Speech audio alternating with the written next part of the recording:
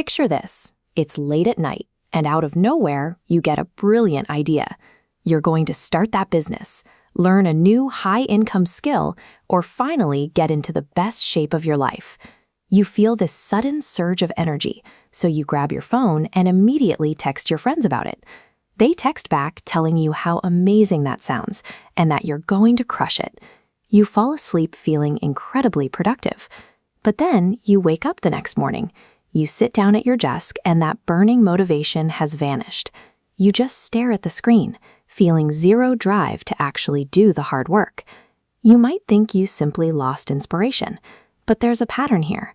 The energy you used to talk about the plan seems to have replaced the energy you needed to actually start it. It feels like progress, but it's actually a trade. You're exchanging the fuel required for the work for a few minutes of conversation. Today, we are looking at a practice called silent execution. It is a method for shielding your focus from outside interference so you can build the reality you want completely under the radar. To reach a difficult goal, you have to stop seeking early praise. You need to hold on to that initial excitement and use it as fuel for the actual work, rather than letting it escape through talk. To see why sharing goals can be so counterproductive, we have to look at how your brain is wired. Your mind constantly seeks out chemical rewards, but it has a significant flaw. It cannot always tell the difference between talking about a big goal and actually doing it. When you tell someone your big idea, your brain releases a surge of dopamine. You feel like you've already crossed the finish line. But this early reward is a trap. Cashing in through conversation drains your energy for actual execution. Protecting your long-term vision requires learning to delay that sense of reward. You have to train your mind to crave the physical, tangible result, rather than the comforting words of someone saying you have a good idea. Losing your internal drive is only the first problem. As soon as you announce a plan, you immediately invite opinions. Suddenly, everyone is an expert, and you start getting advice from people who have never taken a similar risk in their own lives. Then comes a harsher reality: jealousy. Not everyone is ready to see you move to a new level. Even within your close circle, some people will unconsciously project their own fears onto your vision. They'll ask if you're really sure, or if it isn't too risky, planting tiny doubts in your head. Think of your new goal like a seed planted in the soil. If you pull it out every day to show everyone how it's growing, it will wither and die. It needs to stay hidden in the dark so it can build roots. Outside expectations and unintentional sabotage will slowly chip away at your confidence.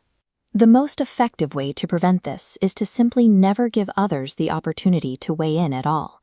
Let's look at how this works in practice by examining Jack Ma's early days building Alibaba. When he first started, almost nobody believed in his vision.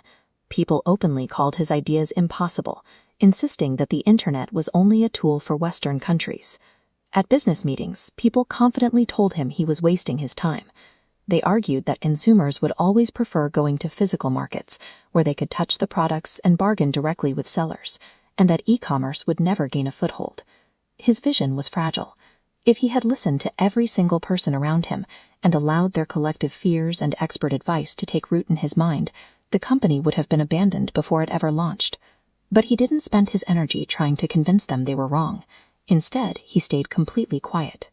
He gathered a small, dedicated team, isolated himself, and worked relentlessly day and night, sleeping in the office and focusing entirely on building.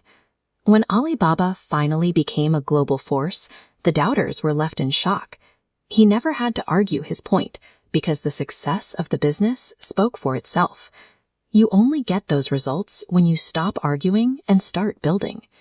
Now, this doesn't mean you should lock yourself in a room and never speak to another human being. There are times when you genuinely need feedback to solve a problem, but you must be selective about who gets to hear your plans. Limit your circle to a few trusted mentors, people who have actual hands-on experience and can offer logical feedback without bringing their own emotional baggage into the mix. When you keep your plans quiet from everyone else, you unlock a hidden benefit. You eliminate the fear of outside judgment.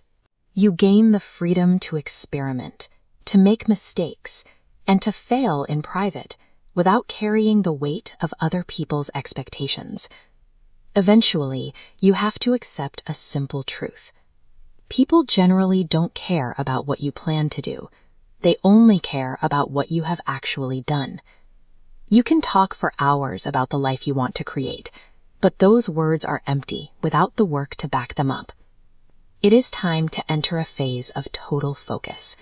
Stop wasting your daily energy trying to convince people who do not see your vision.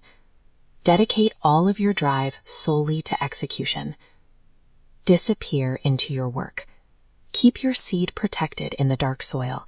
Give it the time and space it needs to grow, and let the scale of your success be the only announcement you ever make.